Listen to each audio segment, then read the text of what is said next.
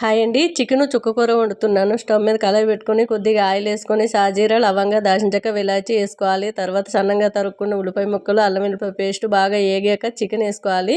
Chicken నైటే తెచ్చుకొని ఉప్పు కారం కాస్త పసుపు వేసి పెట్టుకున్నాను. ఇప్పుడు ఆకుకూరకు కూడా సరిపోయినంత ఎక్కువే వేసాను. చికెన్లో ఉన్న వాటర్ అంతా కూడా ఇంకిపోయాక మొత్తం ఆయిల్ అంతా పైకి వచ్చే వరకు కూడా వేపుకోవాలి. తర్వాత చుక్కకూర శుభ్రంగా కడిగేసి చిన్నగా కట్ చేసుకొని వేసుకోవాలి. చాలా టేస్ట్గా ఉంటుంది. ఒకసారి ఇలా ట్రై చేయండి. చూసారు కదా, చాలా చుక్కకూర వాటర్తోనే ఉడికిపోతుంది చికెను. ఇంకా నేను వాటర్ అయితే అస్సలు వేసుకోలేదు. లాస్ట్లో కొద్దిగా కాజు చికెన్ మసాలా వేసుకొని చక్కగా 2 సార్లు కలిపేసుకొని కాస్త కొత్తిమీర పుదీనా వేసి దించేయడమేనండి. చాలా టేస్ట్గా ఉంటుంది.